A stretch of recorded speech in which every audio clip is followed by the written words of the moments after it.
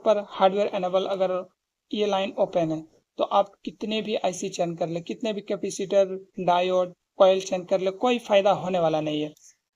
तो दोस्तों, आज का वीडियो आपके लिए बहुत ही ज़्यादा इम्पोर्टेंट होने वाला है, क्योंकि आज मैं बात करने वाला हूँ 12 वोल्ट की आईसी, जो हमारा लाइट आईसी जिसको हम लोग कहते हैं, जो लाइट सेक्शन में 12 वोल्ट की आईसी यूज होता है, उस आईसी के पूरे सर्किट को मैं आपको समझाने वाला हूं।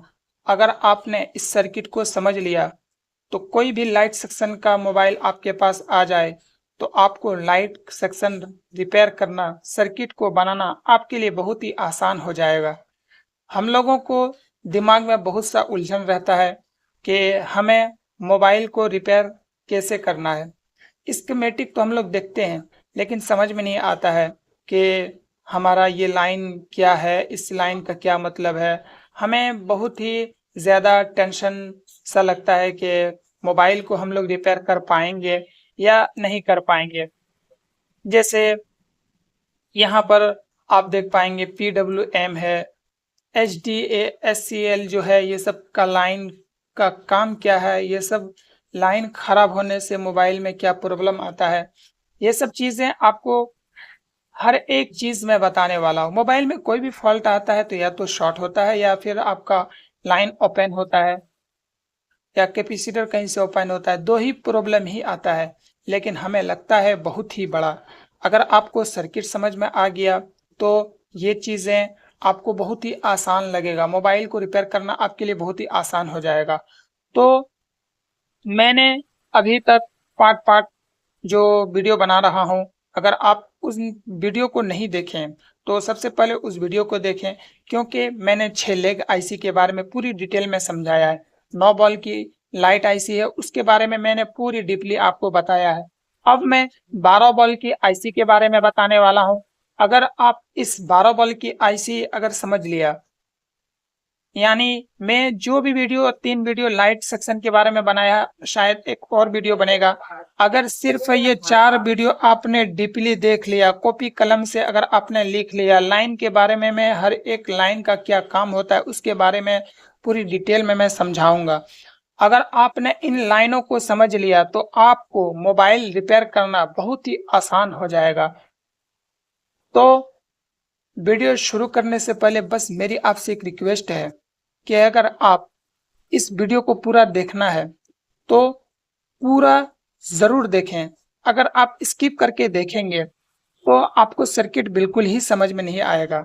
तो वीडियो को शुरू से आखिर तक ज़रूर देखें, और अगर चैनल में आप नए हैं तो चैनल को ज़रूर से ज़रूर सब्सक्राइब करें, और आप कमेंट ज़रूर करें, क्योंकि कमेंट करने से हम लोगों का एक मोटिवेट होता है कि चलो मैं ऐसा कुछ बता रहा हूँ जिससे लोगों को फ़ायदा हो रहा है। तो आप कमेंट करके ज़रूर बताएं। और अगर आपको इस 12 बॉल की आईसी के बारे में बता रहा हूँ, अब आपको 15 बॉल की आईसी के बारे में जानकारी अगर आपको चाहिए, वो सर्किट किस तरीके से काम करता है, तो आप कमेंट्स करके ज़रूर बताएं। अगर आप एमोलेड आईसी, जो एमोलेड डिस्प्ले होता है, उसके बारे में अगर आपको वीडियो चाहिए तो कमेंट ज़रूर करें। तो वीडियो शुरू करने से पहले मेरी आपसे एक रिक्वेस्ट है कि अगर आप चैनल में नए हैं तो चैनल को ज़रूर से ज़रूर सब्सक्राइब करें, आपकी बड़ी मेहरबानी होगी। तो जैसा कि आपने यहाँ पर एक आईसी देखा है जो कि 12 बल्ब की आईसी है, 1 2 3 4 5 6, 6 दूने 12, जो कि ये आईसी A1 A2 A3 के हिसाब से ये बॉल हमें सर्किट को गिनना पड़ता है। आईसी के अंदर का जो बॉलें होता है, तो यहाँ पर D जो लिखा हुआ है D3, तो 4 3 12, तो 12 बल्ब की आईसी है, तो ये D3 लास्ट तक आपको देखने को मिलेगा। तो अब शुरू करते हैं। सबसे पहले किसी भी आईसी को चलने के लिए इनपुट वोल्टेज चाहिए होता है, तो यहाँ पर VPH पावर, जो कि हमारा जो VPH पावर होता है, ये चार्जिंग आईसी से 3.7 से लेकर 4.2 वोल्ट की सप्लाई हमें देखने को मिलेगा। तो ये लाइन आपका जो आता है 3.7 से लेकर 4.2 वोल्ट की सप्लाई, और ये हमारा एक रजिस्टर बीच में सीरीज में लगा हुआ है, और इसके थ्रू से हमें इस लाइन पे 3.7 से लेकर 4.2 वोल्ट की सप्लाई मिलनी चाहिए। जब इसको 3.7 से लेकर 4.2 वोल्ट की सप्लाई मिल जाए तो आपका सीधे बक कॉइल जो है ये स्विचिंग लाइन काम नहीं करेगा। इसके लिए और भी कुछ लाइनें हैं जिसे चेक करना आपके लिए बहुत ही ज़्यादा ज़रूरी होता है। तो सबसे पहले आपका पहला स्टेप में वीपीएच पावर लाइन को चेक करना होता है। उसके बाद अब दूसरा लाइन जो आपको चेक करना होता है वो चेक करना होता है, यहाँ पर आप देख पाएंगे हार्डवेयर एनेबल लाइन, जो कि सीपीयू से आता है, जैसे जीपीआईओ, एलसीएम, एलईडी एनेबल, यानी general purpose input output voltage जो होता है, एलसीएम, एलसीडी यानी डिस्प्ले एनेबल लाइन, ये हमारा सीपीयू से आता है ये लाइन, और सीधा ये लाइन हमारा आईसी में इन होता है। ये कंट्रोल लाइन होता है। किसी भी सर्किट को चलने के लिए सीपीयू एक कंट्रोल लाइन भेजता है। अगर कंट्रोल लाइन नहीं भेजेगा तो आपका सीपीयू काम नहीं करेगा, मतलब आपका एलसीडी का जो लाइट आईसी है वो काम नहीं करेगा। ये परमिशन देता है कि अब आप अपना कोई भी यानी सर्किट आप यूज कर सकते हैं, सर्किट आपका अब एक्टिव कर सकते हैं, ये परमिशन मिलने के बाद ही। तो जैसे ही ये परमिशन मिलता है तो सबसे पहला स्टेप में आपने ये लाइन चेक किया, दूसरा स्टेप में D2 चेक किया, तीसरा स्टेप में D1 लाइन चेक करना होगा आपको। और वो लाइन जो चेक करना होगा वो आपका एलसीडी कनेक्टर से आता है। और इस लाइन का क्या काम है, इस लाइन का नाम क्या है, वो चीज़ें भी एक बार हम लोग देख लेते हैं। यहाँ पर एलसीडी बैकलाइट CABC यानी कंटेंट एडेप्टिव बैकलाइट कंट्रोल, और DISP यानी display PWM pulse with modulation का लाइन होता है। ये दो लाइन एक ही लाइन से जुड़ा होता है। CABC का लाइन काम होता है कि ये यानी परमिशन देता है कि एलसीडी में कितना ब्राइटनेस रखना है, कितना नहीं रखना है। उसी हिसाब से PWM उस लाइन का काम करता है, यानी कंट्रोल। जैसे एक रूम में बल्ब है, बल्ब लगा हुआ है, तो बल्ब जो लगा हुआ है उसमें एक स्विच है। स्विच समझ लीजिए आपका PWM है, और CABC जो है वो कौन है, वो है जो इंसान उस स्विच को ऑन ऑफ कर रहा है। जैसे मान के चलिए बल्ब को मैंने स्विच पर दबाया कि ऑफ हो जाओ तो ऑफ हो गया, ऑन किया तो ऑन हो गया। उसी हिसाब से PWM जैसे स्विच है और CABC इंसान है, वो इसको दबाता है और यही लाइन जो बैक लाइट होता है यानी डिस्प्ले का जो लाइट होता है उसे कंट्रोल करता है, कब कितना उसको लाइट चाहिए उसी हिसाब से वो काम करता है। तो तीसरा स्टेप में आपको इस लाइन को चेक करना है कि ये लाइन आपका ओके है या नहीं है, या फिर ये लाइन कहीं शॉर्ट तो नहीं है। ये लाइन अगर आपका ब्रेक रहेगा तो कोई भी सर्किट आपका काम नहीं करेगा, क्योंकि डिस्प्ले आपको लगी हुई होनी चाहिए तब ये लाइन आपका बनता है। इस चीज का आपको ध्यान रखना है। उसके बाद अब जो आपको चेक करना है वो चेक करना है, ये 3 लाइन चेक करने के बाद अब जो आपको चेक करना है वो चेक करना है डाटा क्लॉक लाइन। जैसे मान के चलिए यहाँ पर पहले परमिशन दिया, अब हमने PWM जैसे ही लगाया तो यहाँ पर एक लाइन, जैसे मान ले मैं इसे थोड़ा बना लेता हूँ उसके बाद आपको बताता हूँ। ये हार्डवेयर एनेबल जैसे ही सीपीयू से मतलब कॉम्बिनेशन होता है, यहाँ पर जैसे ही लाइन आता है परमिशन मिलता है। उसके बाद एक डाटा और क्लॉक का लाइन जो होता है, ये क्लॉक और डाटा का जो लाइन होता है वो सीपीयू से एक दूसरे से कॉम्बिनेशन होता है बात करने के लिए कि हमें मोबाइल में कब लाइट जली हुई है, कब PWM लगी है। PWM लगने सिग्नल जाता है, उसके बाद क्लॉक लाइन से एक सिग्नल आता है कि वहां पर क्या हो रहा है चेक करो। उसके बाद ये डाटा का लाइन जाता है, उसे क्या चीज का रिक्वायरमेंट होता है, तब जाके ये सर्किट काम करता है। तो मुझे उम्मीद है कि ये सब लाइनों के बारे में आपको समझ में आया होगा। अगर कोई लाइन आपसे समझ में नहीं आ रहा है या फिर आपको कोई चीज़ का दिक्कत है, कोई चीज़ें समझ में नहीं आया तो आप कमेंट ज़रूर करें। उसके बाद यहाँ तक स्टेप बाय स्टेप आपने चेक किया। अब जो अगला स्टेप में आपको जो चेक करना है, यहाँ पर इतना लाइन मिलने के बाद अब आपको जो चेक करना है वो चेक करना है, यहाँ पर आना है।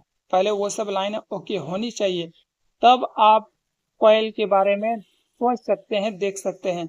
लेकिन अभी क्या करते हैं हम लोग, फर्स्ट कॉइल को बदल डालते हैं, डायोड को बदल डालते हैं, लाइट आईसी को बदल डालते हैं, मगर आपका मोबाइल में लाइट सेक्शन का जो लाइट होता है वो रिपेयर ही नहीं कर पाते हैं और दिमाग हम लोगों का खराब होता है।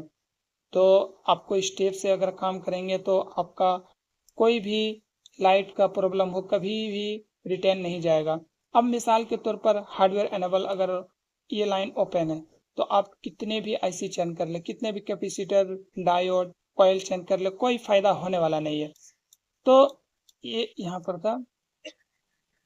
तो कोई भी मोबाइल आपके पास आए, आपको इन सारे स्टेप को चेक करना बहुत ही ज़्यादा ज़रूरी है। अब अगला स्टेप में आपको चेक करना है, वो चेक करना है, यहाँ पर देखिए ये कॉइल है, इस 3.7 से लेकर 4.2 वोल्ट की सप्लाई आपके पास डायोड में जाता है। अब डायोड में जाता है, कॉइल और डायोड के बीच में हमेशा आपको स्विचिंग लाइन मिलेगा, जो कि ये आईसी ये स्विच कराता है, ये स्विच कराता है इस लाइन में। और यहाँ पर ही से आपका जो 3.7 से लेकर 4.2 वोल्ट की सप्लाई जो होती है, जब डिस्प्ले में लाइट जलती है उस वक्त इसमें वोल्टेज जो बनता है 15 से 20 वोल्ट, 25 वोल्ट, 30 वोल्ट, वो मॉडल के हिसाब से बनता है। उसके बाद यही लाइन आपका जाता है कहाँ पर, वो आगे देखते हैं। आगे देखते हैं तो थोड़ा मैं इधर कर लेता हूँ। ये आपका जो जा रहा है वो जा रहा है एलसीडी कनेक्टर पे, एलसीडी कनेक्टर पे यानी एलसीडी बैकलाइट एलईडी ए एनेबल लाइन, जो पॉजिटिव लाइन हमारा होता है, ये लाइन आपका एलसीडी कनेक्टर पे चल जाता है। उसके बाद एक चीज़ का आपको ध्यान में रखना है, जैसे मान के चलते हैं यहाँ पर देखते हैं 35 वोल्ट की लाइट है, ये 35 वोल्ट का कैपेसिटर है, इसलिए मैंने इसको हटाया दिखाने के लिए। तो यहाँ पर 4.7 माइक्रोफैराड का जो कैपेसिटर है, 35 वोल्ट का कैपेसिटर है, तो आपको 35 वोल्ट का ही लगाना पड़ेगा। उससे कम लगाएंगे तो ये कैप शॉर्ट होगा और जो लाइट आईसी का जो कैपेसिटर होता है वो आपका शॉर्ट होने की वजह से लाइट नहीं जलेगी। जैसे यहाँ पर 50 वोल्ट का कैप लगा हुआ है और यहाँ पर 35 वोल्ट का लगा है, तो 35 वोल्ट का जो कैपेसिटर है वहाँ पर 50 वोल्ट लग सकता है, लेकिन 50 वोल्ट की जगह 35 वोल्ट कैपेसिटर लगाएंगे तो आपका मोबाइल में प्रॉब्लम हो सकता है। यहाँ पर इतना कुछ चेक करने के बाद अब आपको एक लाइन यहाँ पर नजर आएंगे C3। C3 ये लाइन किस लिए दिया गया है, इस लाइन का काम क्या है? ये जो लाइन है ये लाइन आपका ये वोल्टेज आउट यानी ओवर वोल्टेज, कई बार आपने देखा होगा ये जो वोल्टेज है यहाँ से आउट हो रहा है, लेकिन कई बार लाइन ख़राब होने की वजह से, शॉर्ट होने की वजह से, कई बार वोल्टेज बहुत ज़्यादा होने की वजह से, ये बस वोल्टेज को चेक करने के लिए दिया गया है कि इसमें सही वोल्टेज है, सही वोल्टेज दिया गया है या नहीं दिया गया है, उसी के लिए ये लाइन दिया गया है। तो इसको आप ओवर वोल्टेज प्रोटेक्शन लाइन बोल सकते हैं।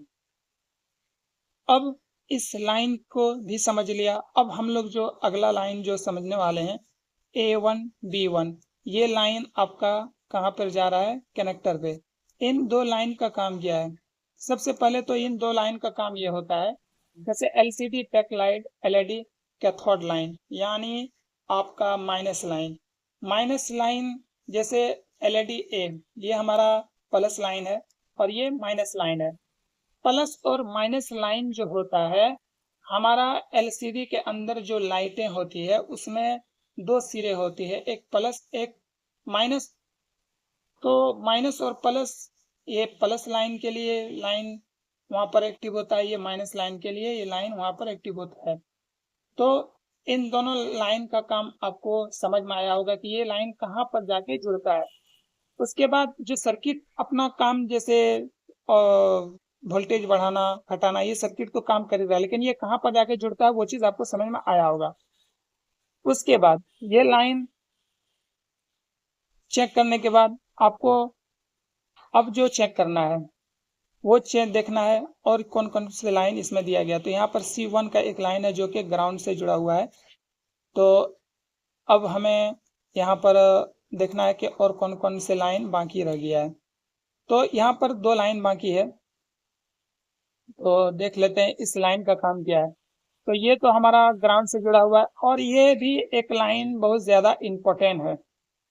कई बार हमने देखा है कि हर चीज़ हम लोग बदल लेते हैं, हर चीज़ काम कर लेते हैं, लेकिन हमारा लाइट का प्रॉब्लम सॉल्व नहीं होता है। तो यहाँ पर आप देखें 10K, ये 10K का रजिस्टर है। यहाँ पर इस रजिस्टर का काम है, अगर ये रजिस्टर वैल्यू बढ़ा दे या घटा दे, इस रजिस्टर की value BL ADG back light ADG जो लाइन होता है, इस रजिस्टर की वैल्यू देख करके आपका ये स्विचिंग कराता है कि अभी कितना स्विचिंग कराना है, कितना स्विचिंग नहीं कराना है। तो उसी हिसाब से ये रजिस्टर यहाँ लगा हुआ। अगर ये रजिस्टर आपका यहाँ पर मिसाल के तौर पर वैल्यू भी कम ज़्यादा हो जाए तो आपके मोबाइल में बैक लाइट का प्रॉब्लम बना हुआ रहेगा। तो मुझे उम्मीद है मैंने इतने सारी चीज़ें आपको बताया है तो आपको ज़रूर कुछ ना कुछ सीखने को मिला। अगर सीखने को मिला है तो आप मुझे कमेंट करके ज़रूर बताएं। और एक चीज़ है, ये सब लाइनें अगर आप चेंज करेंगे तो 110% आपका मोबाइल कोई भी हो वो रिपेयर होगा। पहले जितने भी वीडियो बनाया है वो सब वीडियो अगर आप देखेंगे तो ये वीडियो आपको बहुत ही अच्छा ज़्यादा समझ में आएगा। अगर आपने वो वीडियो को नहीं देखे हैं तो हो सकता है ये कम समझ में आया, तो उस वीडियो को भी आप पूरा ज़रूर देखें। तो मैं अब मिलता हूँ अगले वीडियो में।